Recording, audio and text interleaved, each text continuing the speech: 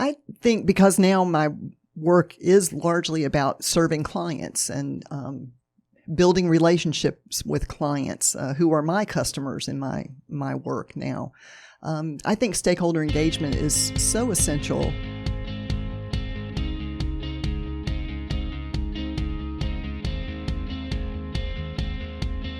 Welcome to Manage This, the podcast by project managers for project managers.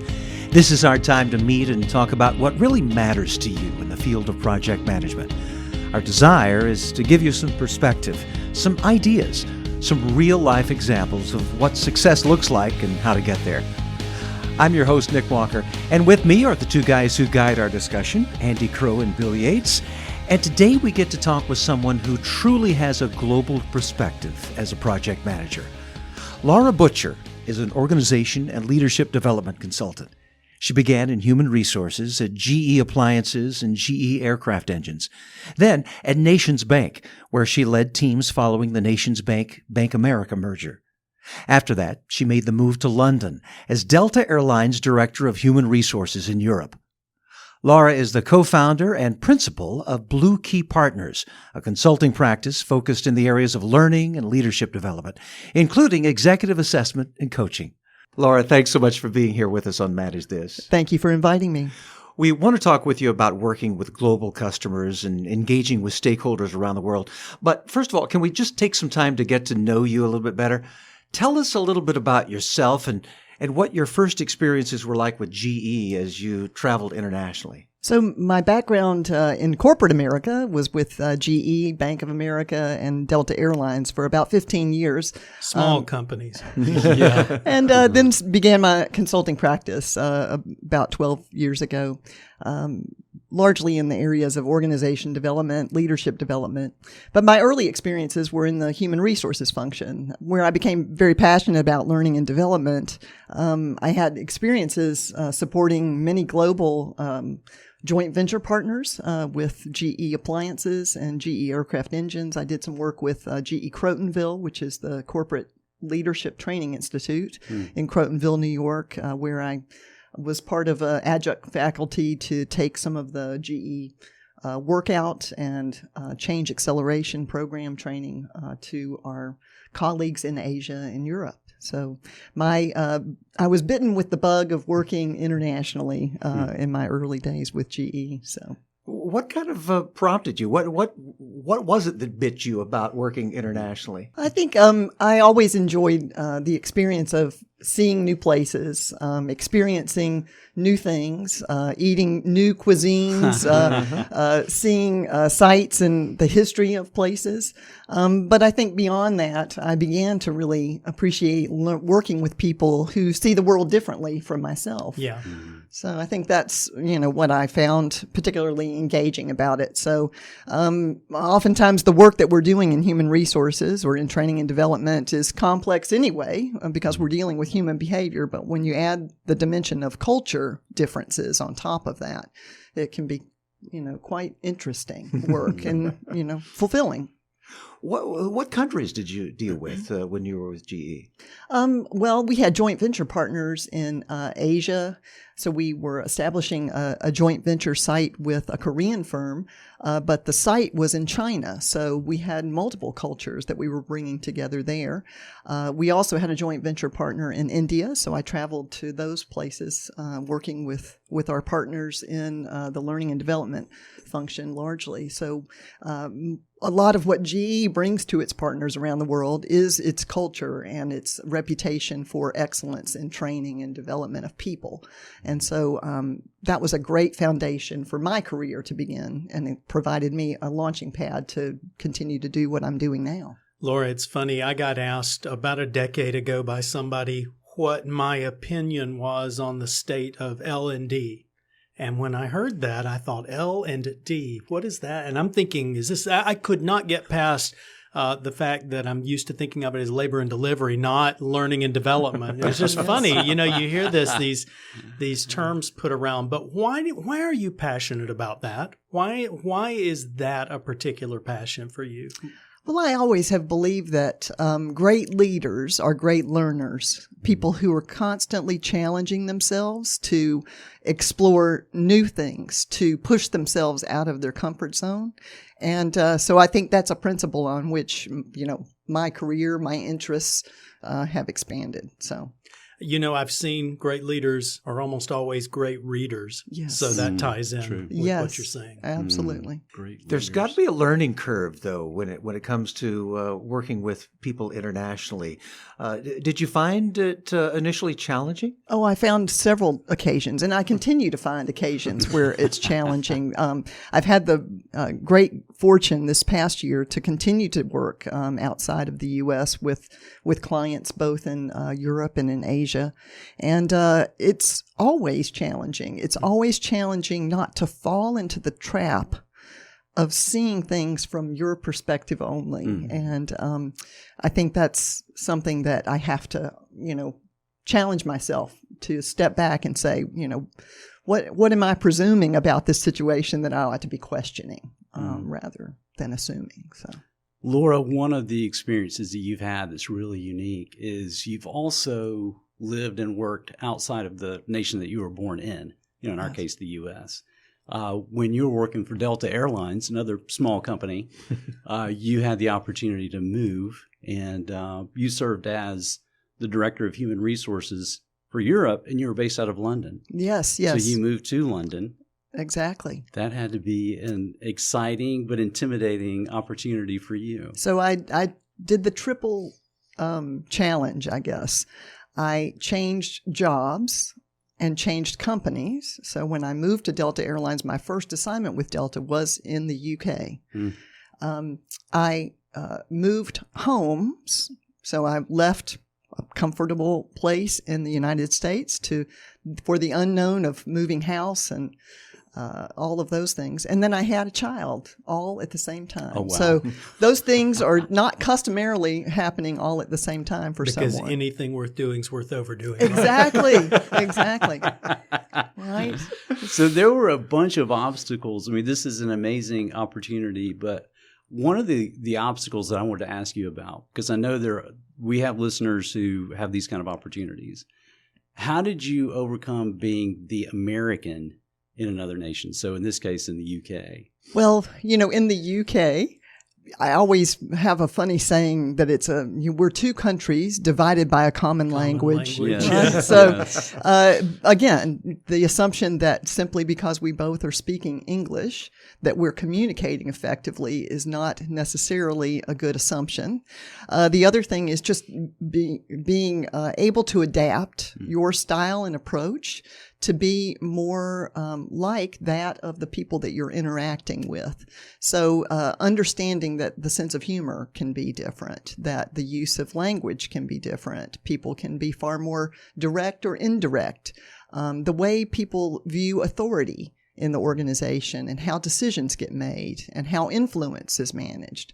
All of those things have a cultural dimension to them. So even understanding between the U.S. and UK, what those differences look and feel like. I also, in that role, had responsibility for supporting 13 countries, ranging from Russia, Turkey, India, Greece, to the UK.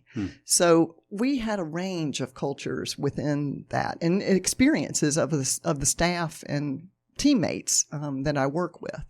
So it was just a great personal and professional experience because it added that dimension of culture on top of the professional, function that I supported.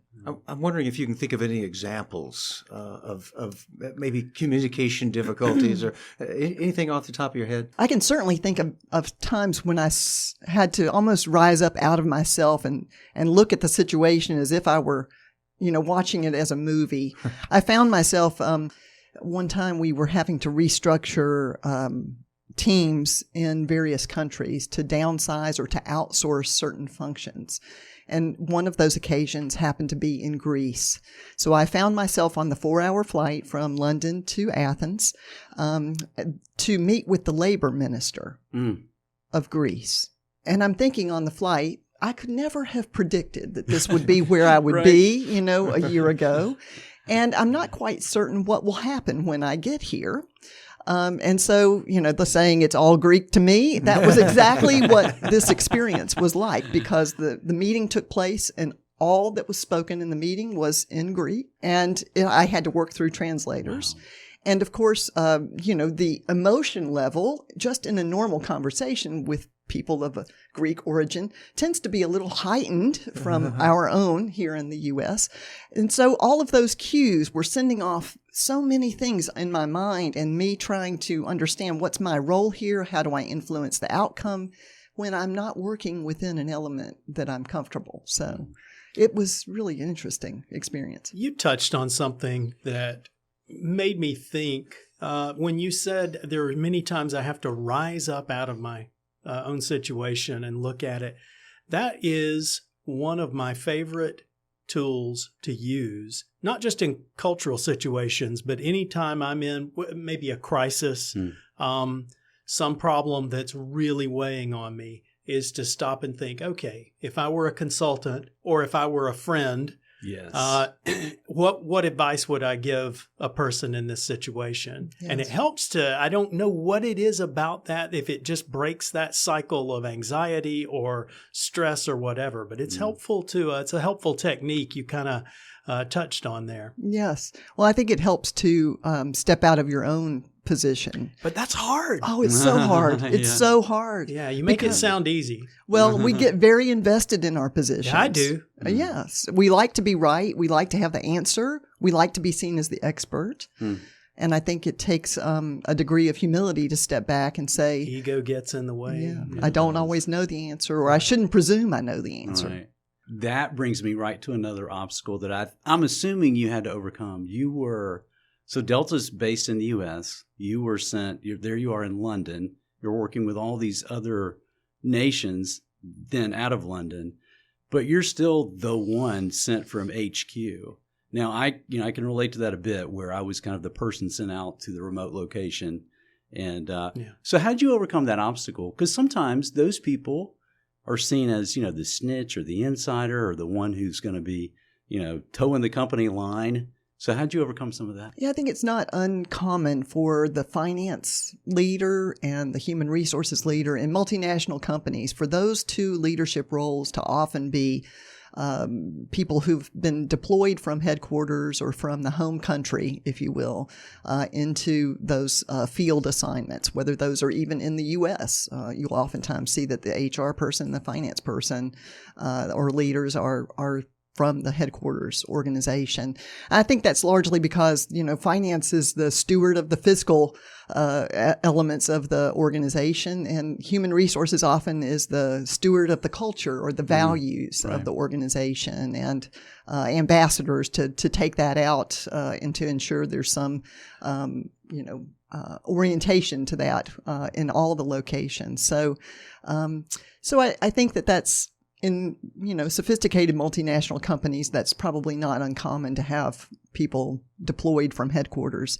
But I do think that part of building trust in those roles is to acknowledge when headquarters doesn't have it right necessarily, or that, to help translate what headquarters is trying to accomplish. And maybe they're not going about it in a way that's completely aligned with how the region or the field organization might choose to implement, but providing a conduit of information and feedback from the region to headquarters.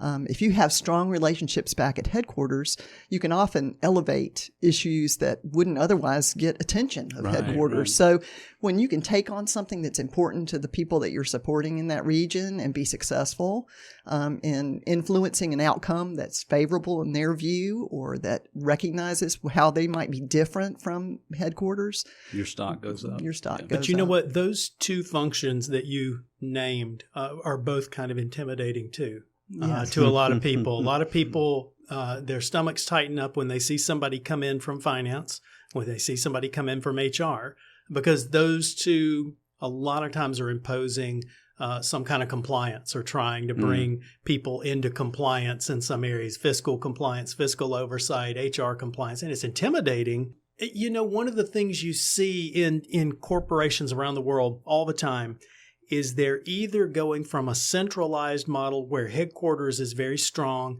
and in control and sort of distributing out that compliance, or the power is swinging out to the markets, and the markets are coming back and they're making their own decisions, and there's a little bit of independence. And there's a constant expansion contraction about that. And it's really funny. You hear all the markets say, headquarters is out of touch. They don't know what's going on. They're coming down with all these rules. We're the ones making the money. Leave us alone to run our business. Up to a point. Then all of a sudden the chains come on and the walls clamp down, right? Yes, because there is no one right answer to that. It changes. Centralized or decentralized. And I think that organizations course correct over time because they find they've pushed the boundary too far in terms of autonomy of the regions, or they've pushed the boundary too far in terms of centralization. The healthy ones course correct. Yeah. Right. But that's the job. That's the job of leadership, is to constantly be monitoring that and feeling which way it's going, and is it headed the right direction, or is it too much the Wild West? Exactly. And that's got to be a special challenge when you're dealing with different cultures. You said as the HR person, you were sort of the keeper of the culture. But when you're dealing with a different culture, did you ever run into a situation where they said, we just don't do it that way. We do things differently here. Right. Yes, I have certainly experienced situations where there was a policy or a practice that was being emanated from headquarters that this is something we want to have implemented throughout all of our operation, which culturally wasn't well suited in some cases. I'll go back to the example that I shared about the outsourcing and my experience in Greece. Well, outsourcing was a customary practice in a lot of corporations for certain non-critical functions. But in some countries, that procedure and that process is culturally counter to what people believe about how organizations, what role organizations and companies play in one's life or livelihood. So those experiences, yes, you see the clash, very clearly. When you look back over your experience, Laura, with Delta Airlines in London, based in London, I know you got a lot of lessons learned.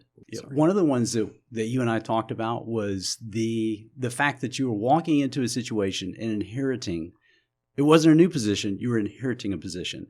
For so many of our project managers, they can relate to that. They're leaders who are stepping in and replacing a leader who was there before. Always really fun to jump on a horse midstream and right, try to figure things out. What direction are we going? Yes, right, exactly. You brought out such a great point of, boy, it's good to know what you're stepping into. It's good to know the history. Talk a bit about that. Well, I've had the experience of, having a number of jobs, some of which I've followed people who have been perceived as less than effective, and sometimes you follow people who have been perceived. They're legendary. Yes, they've already, put the plaque with their picture on the wall. And so understanding the context in which you're taking on a new assignment, whether it be a new role formally in the organization or a new project or program that you're taking ownership for, I think is particularly important, because how you approach those early days in those new assignments can vary dramatically in terms of things you can do to be more effective and more likely to be successful, and things that you can do that actually are obstacles to your success. So how do you do that homework?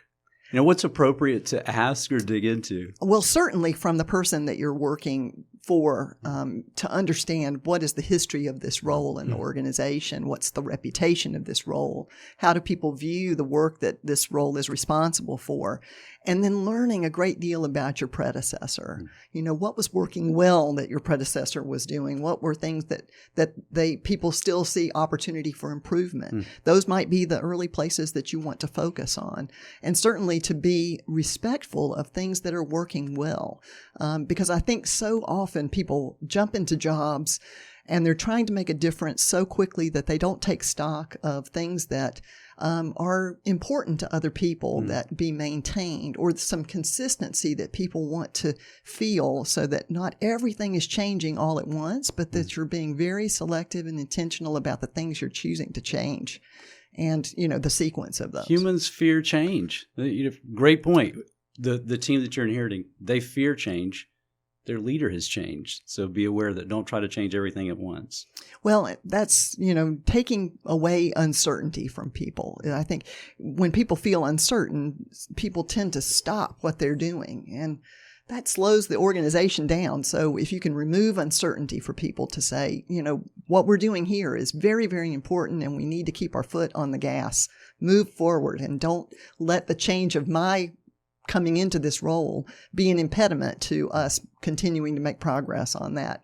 There's a cynical old truism that if you're new in a role, the first person you can blame is the guy or the girl who just left. And then the second one you blame is the vendor. Right.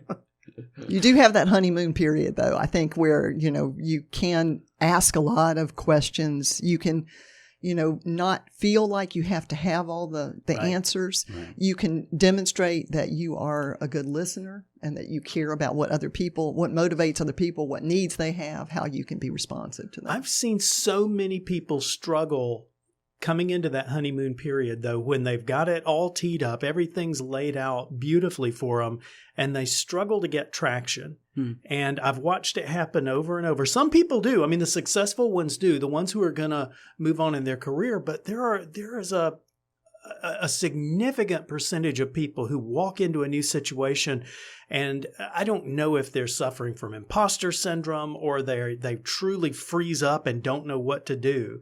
But instead of walking in and saying, okay, I've got a plan and here we go. And so, one of the things that Bill and I work on is coming up with a 90-day plan for somebody when they start, to try and at least illuminate, okay, here's what success could look like. Here's a series of steps, because it can be intimidating. Somebody walks into a new position halfway through a project or halfway through, or even at the beginning, and they don't know what to do. I don't know if that's it. I don't know what it is. Something goes wrong in there and disrupts that. Mm-hmm. I think the idea of having a structured plan to orient someone to a new role, and if that's not provided by your manager, you need to create it for yourself. Yeah. It's almost negligent to just bring somebody into a position, drop them and leave them and say, well, figure it out. Some people will, the really smart ones, the really successful and driven type A people will, but a lot of people don't know. I mean, they don't even know what success looks like. So at least give them some vision. I want to draw on your experience a little bit. You've been in human resources. You're a consultant now. You are able to sort of bring a broad perspective to some of the issues facing project managers these days. One of those issues is face-to-face engagement, stakeholder engagement that we're seeing so much more of these days. What advice would you give to folks who maybe are seeing more of this in their job descriptions that maybe they haven't before? I think because now my work is largely about serving clients and building relationships with clients who are my customers in my work now. I think stakeholder engagement is so essential as a practice, and to have strong skills in that area, to understand people's goals, to understand your clients' or customers' goals, to understand their needs, to understand their motivations, their personal aspirations. So the more you can understand all of that as context, the better you can support them in achieving those things. And if your client can achieve what they're after, you will achieve what you're after. So I believe that that's a mutually complementary situation. So stakeholder engagement to me is essential to success as a consultant. One of the things that I should let our listeners know too is I've seen Laura perform firsthand. We, as an organization, we partnered with Laura's organization on past projects. And that's one reason she's in here, because she's phenomenal at stakeholder engagement. All right. I want you to elaborate on that, because you had some high praise.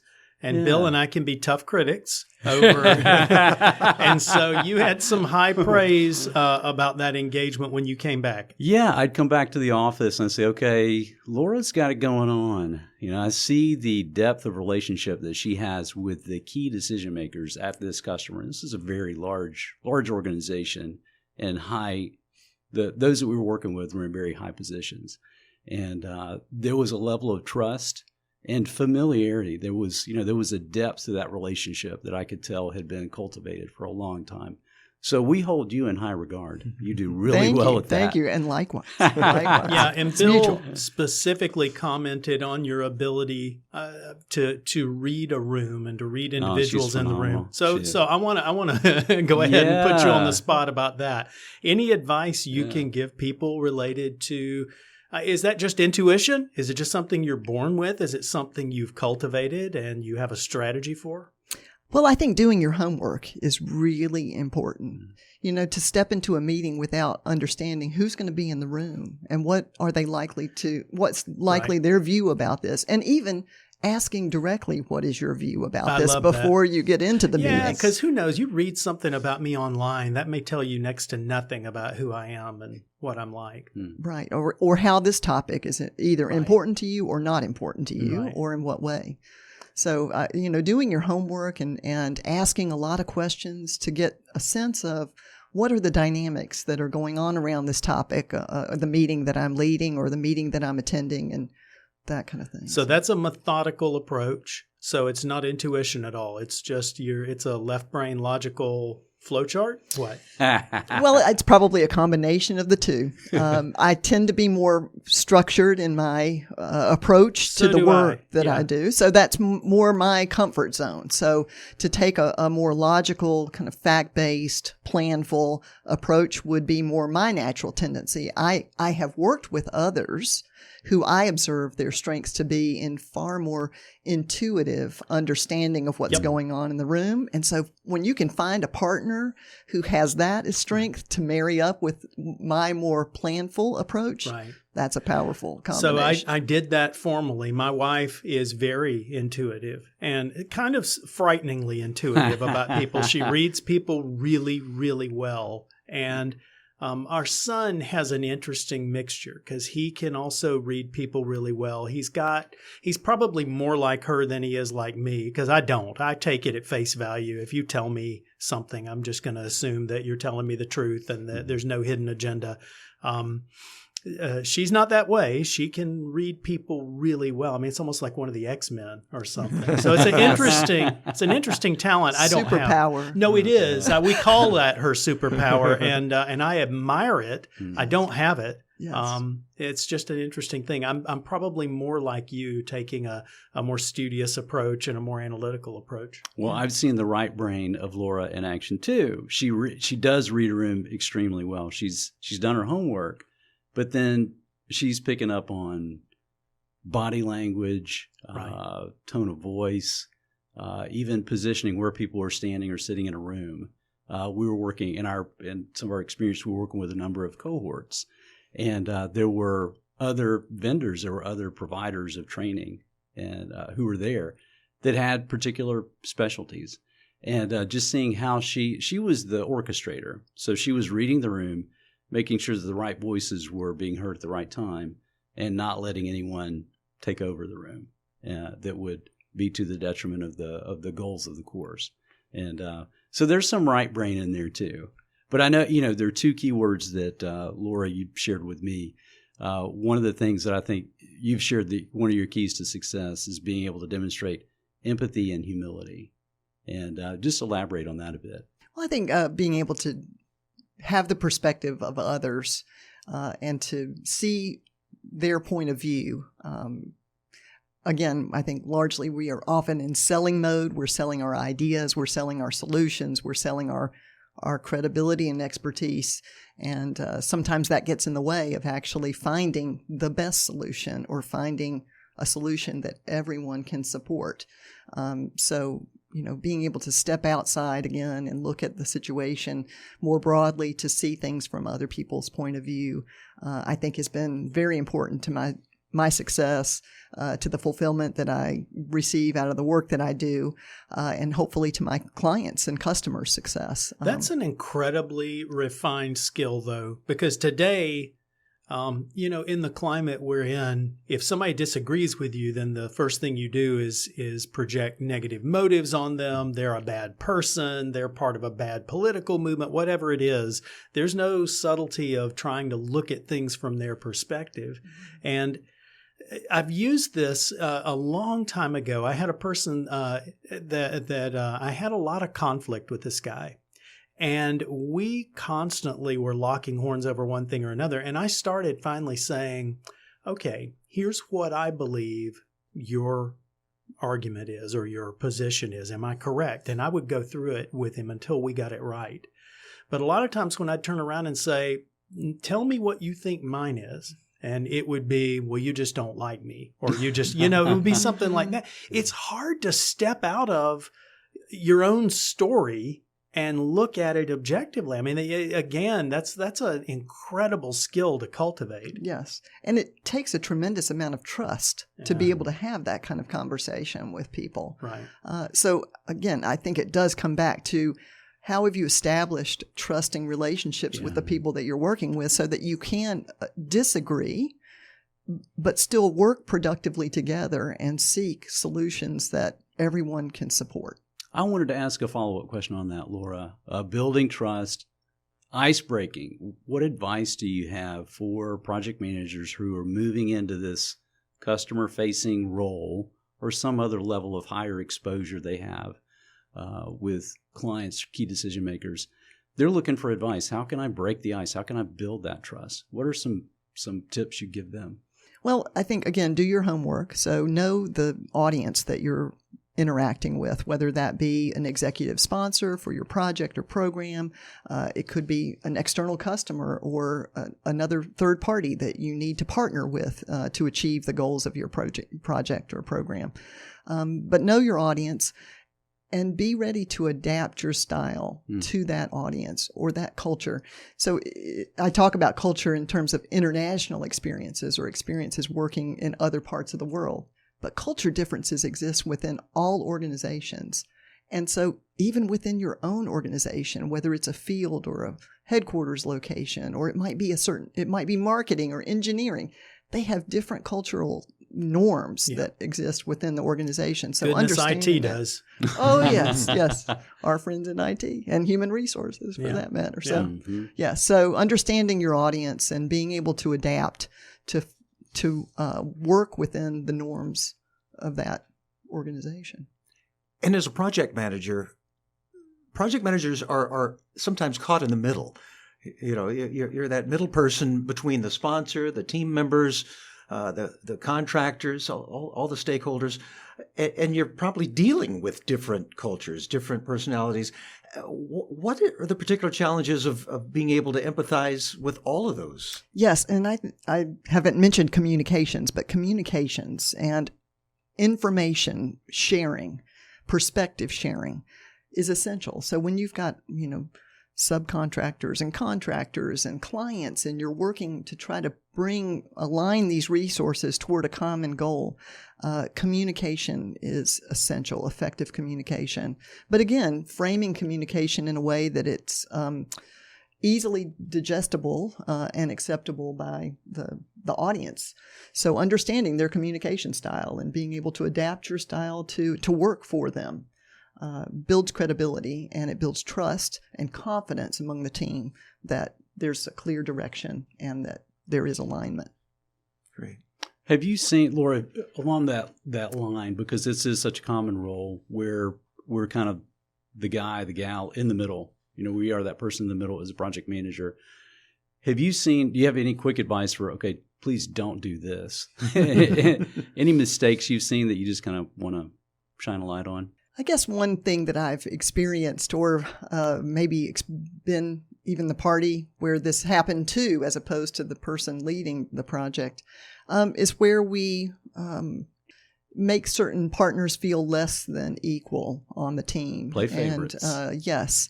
And so by minimizing their role or not shining the light on the things that they've done well, sometimes we get less than what they're capable of contributing to the project or program.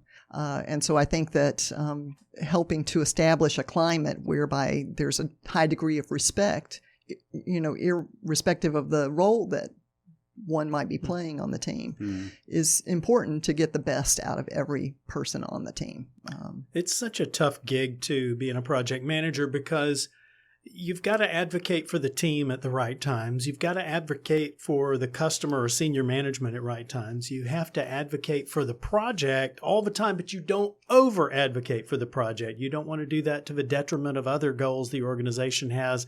And it is a constant adjusting of levers as a PM. It's just a tough job. Yes. Every day is a new day. And things are changing around you. The project isn't operating in isolation. It's part of a bigger system. It's part of the bigger organization, and priorities change in the organization. So not to get overly wed to the project or program, because it will evolve. It will change. When I was early in my PM career, I thought as a leader that I was supposed to constantly advocate for the team and protect the team at all costs, and that was my role. And I missed a lot of things because I was solely focused on that. I missed other things going on in the organization. I missed things going on with the project because I constantly wanted to protect my team. Andy, if management came to you and said, I'm going to need that resource off of your team now, I've got something more important to put them on, how did you react to that? See, but that's exactly right. I would have reacted very negatively, but that's a short-sighted view because the organization has other priorities other than my team and my project. And so you learn that as you get experienced. And maybe some people are born with knowing that. I wasn't. And I think that, as a project or program manager, you bring a lot of value when you can help to connect the work that you're doing with other things that are going on in the organization. Right. Yes. Your credibility is enhanced tremendously when you can see the bigger picture and where your project or program fits within that. And you look up, you look out, you understand the organization's strategy as best you can and how your project relates to it. Absolutely. Well, Laura Butcher, thank you so much for taking the time to share your expertise with us. How can folks get in touch with you if they're interested in your consulting services? Yes, well, we have a website at www.bluekeypartners.com, so you can find more information about the work that we do in leadership development and learning design there. And, of course, I have a LinkedIn profile, so that's a great way to get in touch with me directly. And before you go, we always like to have a little present for our guests. This Manage This coffee mug is yours. So use it. Perfect. I love coffee, as you can see. So I'll put that to good use. Thank you. Thanks again, Laura. Thank you very much for the opportunity. Well, thank you so much again, Laura. Now a word to our listeners. If you're looking for the credits you need to renew your project management certifications, we are a source of those valuable professional development units. And you've already earned those PDUs just for listening to this podcast. It's easy to claim them. Go to velociteach.com and choose Manage This Podcast from the top of the page. Click the button that says Claim PDUs and click through the steps. That's it for us here on Manage This. We hope you'll tune back in on March 19th for our next podcast. In the meantime, we'd love to have you visit us at velociteach.com/manage this to subscribe to this podcast, to see a transcript of the show, or to contact us. And tweet us at manage_this if you have any questions about our podcasts or about project management certifications. That's all for this episode. Thanks for joining us. Until next time, keep calm and manage this.